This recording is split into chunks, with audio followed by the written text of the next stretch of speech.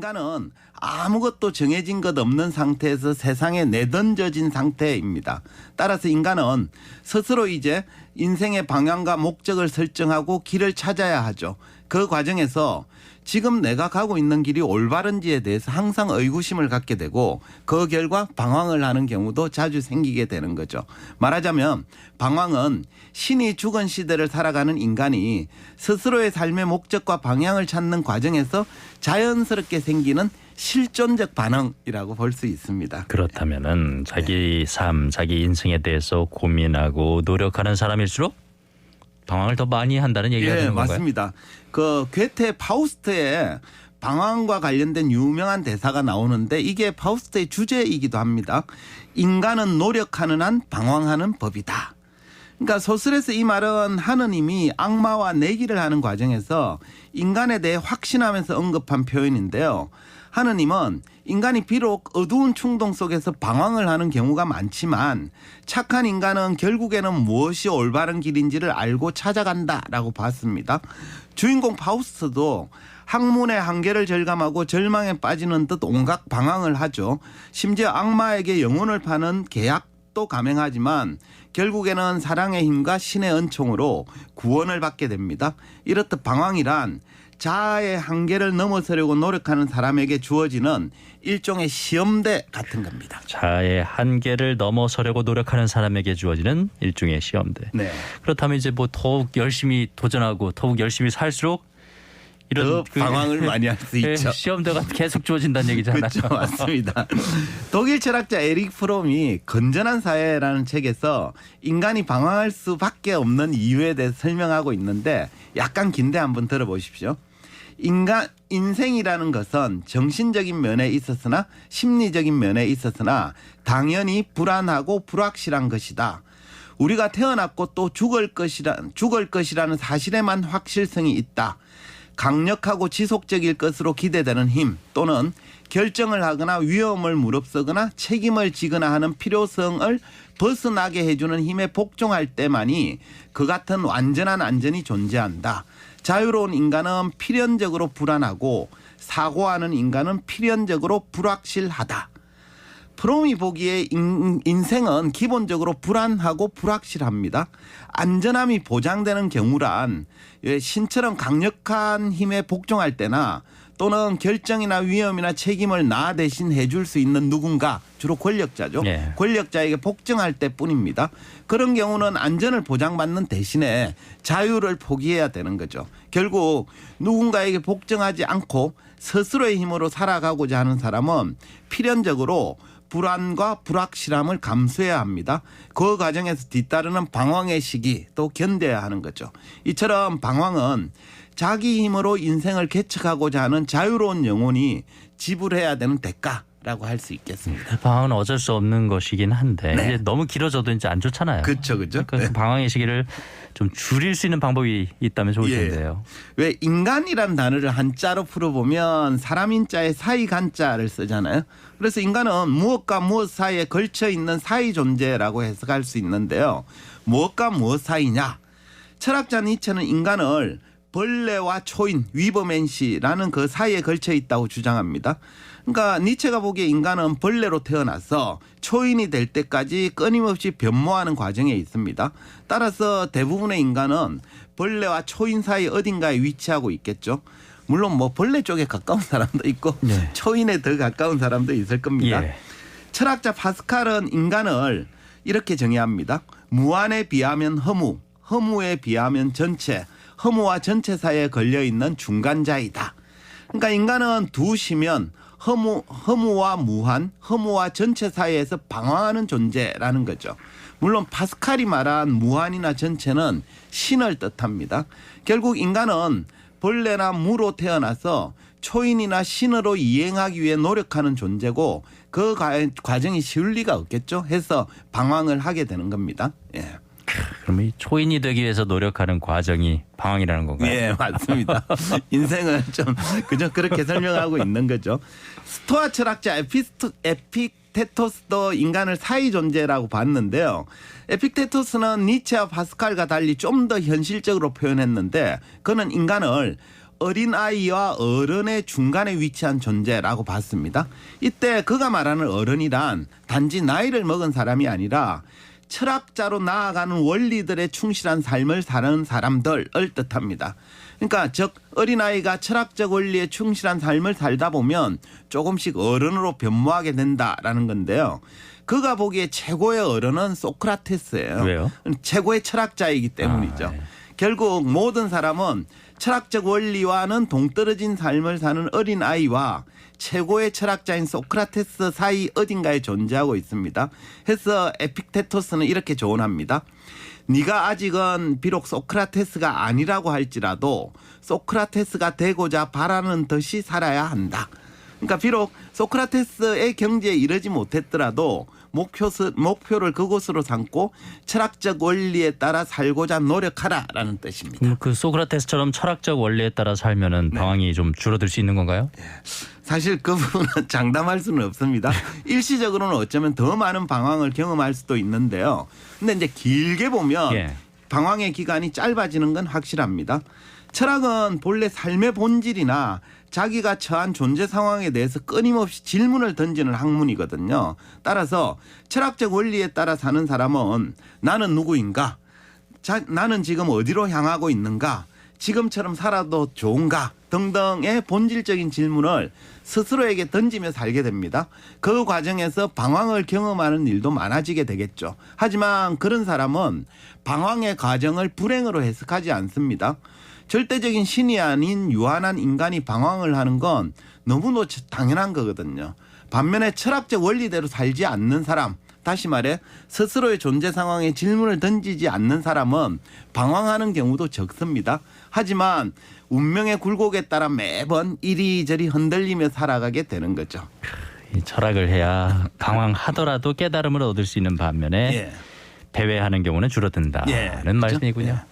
프랑스 철학자 알랭 바디우도 철학을 해야 된다고 주장한 사람인데요. 그는 철학의 주제가 참된 삶이라면서 이렇게 주장했습니다. 철학이 우리에게 가르치는 것, 어떻게든 가르치려고 노력한 것은 참된 삶이 언제나 현존하지는 않더라도 마찬가지로 완전히 부재하지도 않는다는 점이다. 참된 삶이 어느 정도는 현존한다는 점, 그것이 바로 철학자 소크라테스가 보이고자 한 무엇이다. 그러니까 바디우도 철학자 소크라테스에게 배울 게 많다고 본 셈인데요. 사람들은 흔히 세상이 부조리해서 철학을 해도 참된 삶을 살 수 없다. 돈이 최고다라고 말하는 경우 있잖아요. 그죠? 많죠. 근데 현실이 그렇다 할지라도 참된 삶이 완전히 부재하지 않다라는 사실을 소크라테스에게 배울 수 있다는 게 바디우의 주장입니다. 해서 철학을 하면 설령 일시적으로 방황을 하더라도 참된 삶의 방향을 찾는 데 도움이 되고요. 최소한 아무 방향 없이 배회하는 건 확실히 막을 수 있습니다. 해서 혹시 현재 삶이 원하는 방향으로 전개되지 않는다라고 느끼신다면 지금부터라도 철학에 관심을 좀 가지시면 어떨까라는 말씀을 드리고 싶습니다. 오늘 얘기는 이제 방황으로 시작했는데 결론 이제 철학이네요. 네, 맞습니다. 생활 속의 인문학 이호건 작가였습니다. 고맙습니다. 네, 감사합니다. 이어지는 코너는 강 PD의 3분 클래식입니다. 귀에 익은 클래식 한 곡 강성민 PD가 소개해드립니다.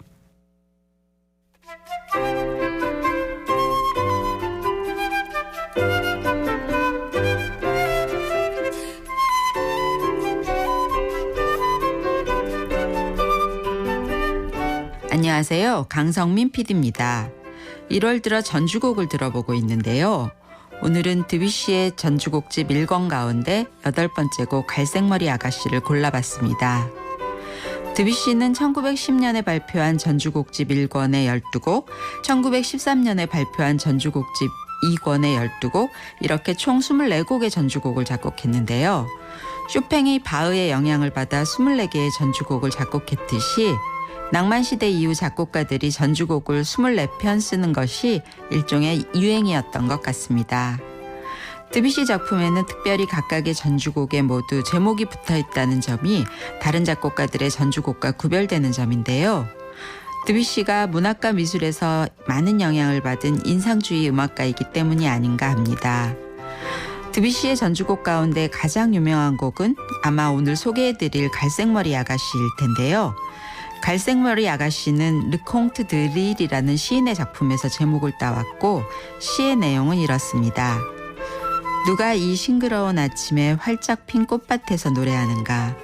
그녀는 갈색머리 아가씨, 앵두 같은 입술의 아름다운 아가씨. 여름의 밝은 햇빛 받으며 종달새와 함께 사랑을 노래하네. 이 시의 사랑스러운 느낌은 드뷔시 음악에서도 고스란히 전해지는데요. 특히 오음음계를 사용해 이국적이고도 신비한 분위기를 담고 있습니다. 그럼 드뷔시의 전주곡집 1권 가운데 8번째 곡 갈색머리 아가씨를 아르투로 베네디틴 미켈란젤리의 피아노 연주로 감상하시겠습니다.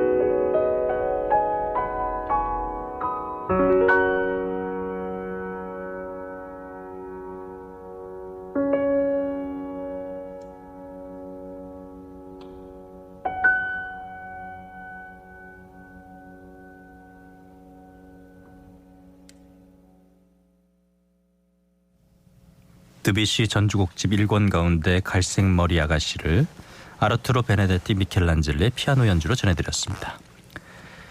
최근 프랑스 정부가 연금 개혁안을 내놨는데요. 국민과 노조의 반발이 거세다고 합니다. 우리나라도 더 이상 연금 개혁을 미룰 수 있는 입장이 아니기 때문에 이 해외 연금 개혁 사례를 살펴볼 필요가 있겠는데요. 재무적 또 비재무적 관점에서 현재와 미래의 삶을 계획해보는 시간 은퇴설계 오늘부터. 이 시간엔 프랑스 연금 개혁안이 어떤 내용을 담고 있는지 미래에셋 투자와 연금센터 김동엽 상무와 함께 알아보겠습니다. 상무님 안녕하세요. 예, 안녕하십니까. 예, 프랑스 정부가 연금 개혁에 나선 것은 아무래도 연금 재원 고갈과 관련이 있겠죠. 맞습니다. 이제 현재 프랑스 인구 중에 65세 이상이 한 21%를 넘어서 이미 초고령 사회에 진입한 상태거든요. 예.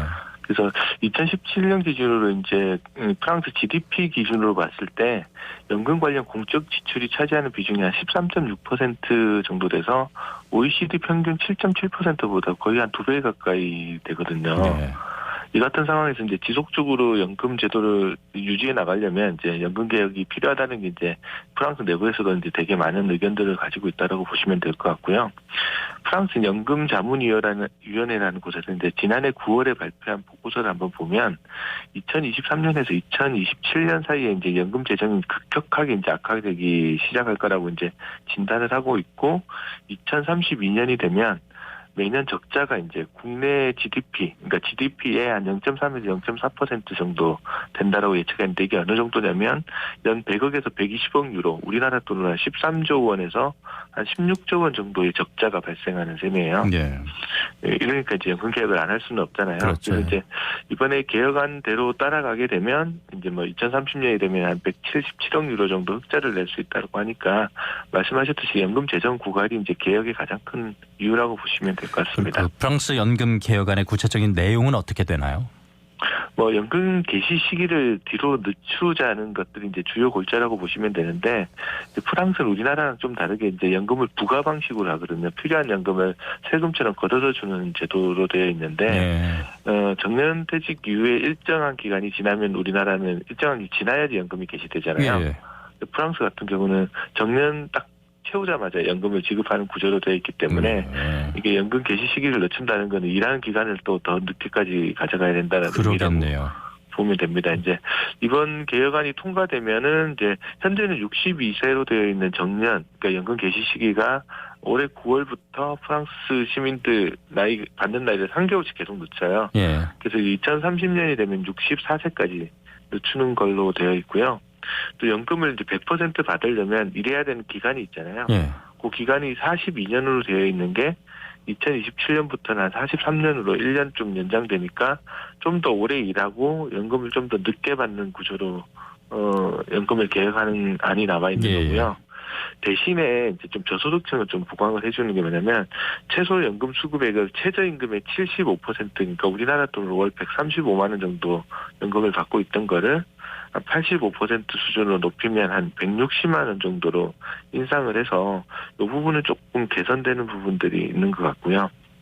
뭐 경찰이나 교도관처럼 육체적으로 좀 부담이 많은 일을 하는 사람은 아까 말씀드렸던 62세나 64세 이거보다는 조금 일하는 기간을 낮춰서 50대에 조기 퇴직하는 것도 가능한데 이 부분에 대해서도 일하는 기간을 약간 늦추는 식으로 되어 있습니다. 그래서 전반적으로 일하는 시기를 늦추고 개시 시기 늦추는 대신 최소 연금 수급액은 조금 높이는 식으로 개선안을 가져가고 있는 것 같습니다. 마크롱 대통령이 연금 개혁 전에도 한번 추진하지 않았었나요?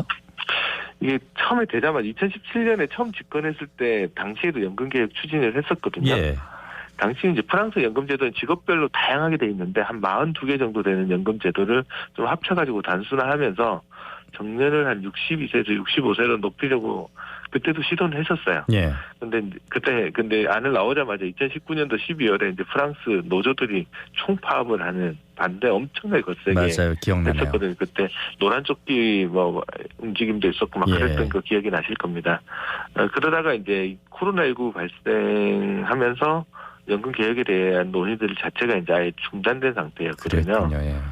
그러다가 이제 지난해 3월 재선을 앞두고 이제 마크롱 대통령이 다시 정년을 62세에서 65세로 연장하는 개혁 공약을 내걸고 4월에 재집권을 했잖아요. 네.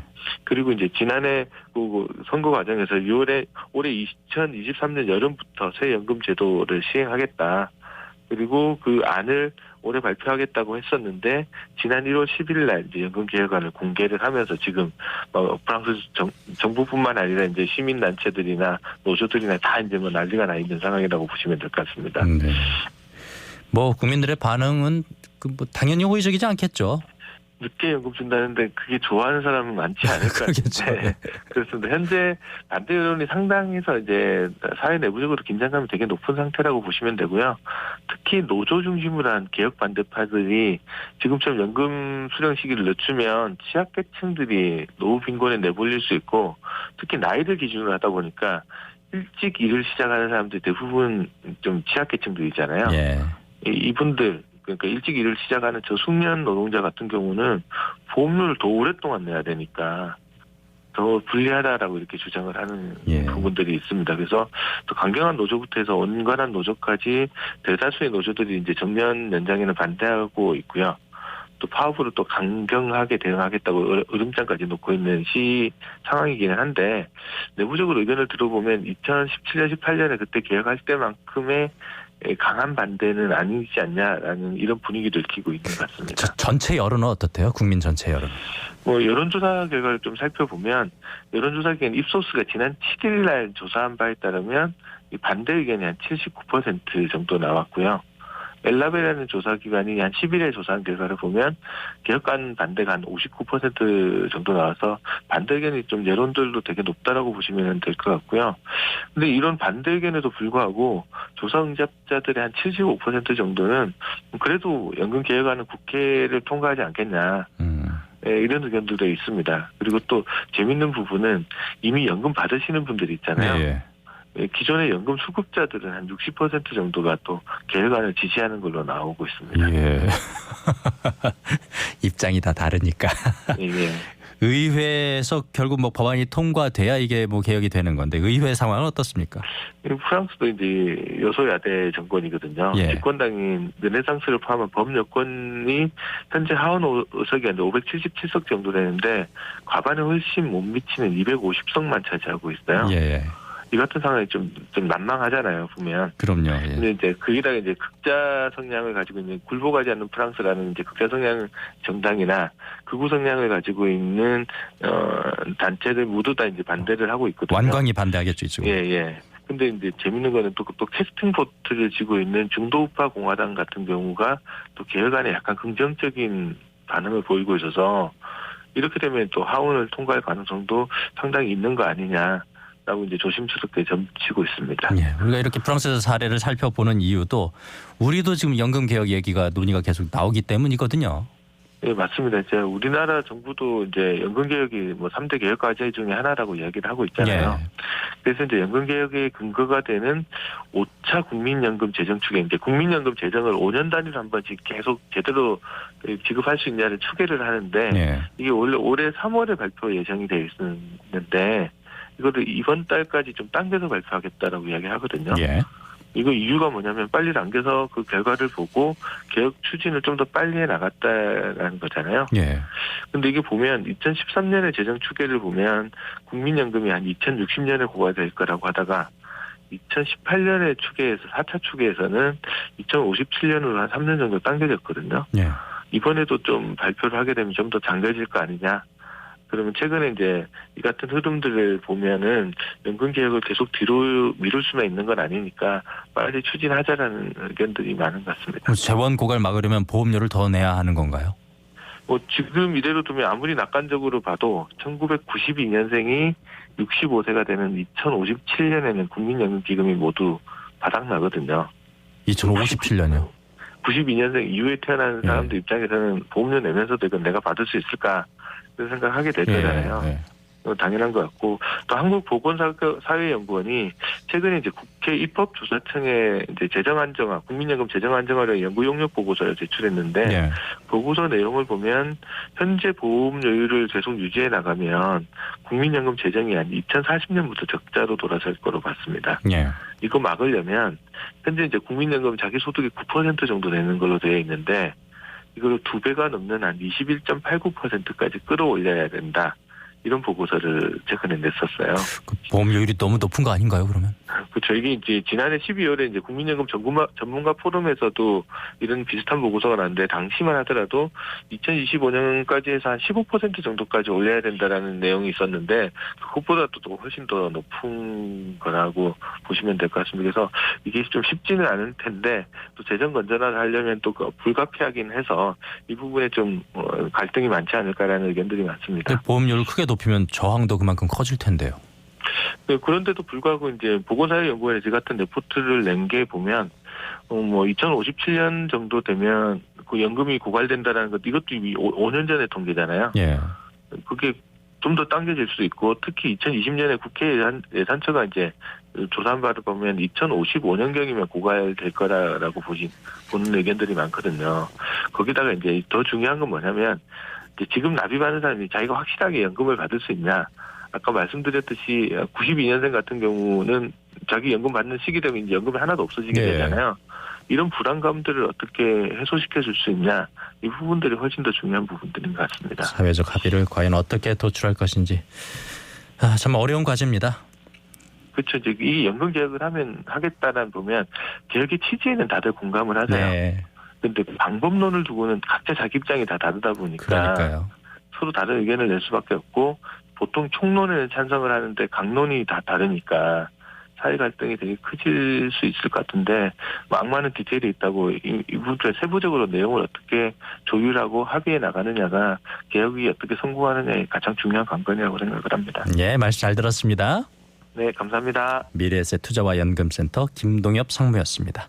원미연의 이별여행 전해드리면서 1월 15일 라디오 매거진 위크엔드 마치겠습니다. 진행의 아나운서 박노원이었습니다. 고맙습니다.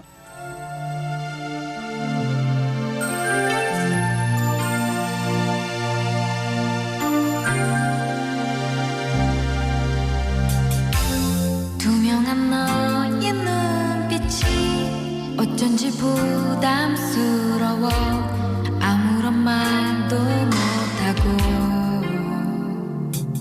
창가에 기대어 바라보네. 이렇게 떠나가지만 너에겐 정말 미안해. 하지만 언제까지나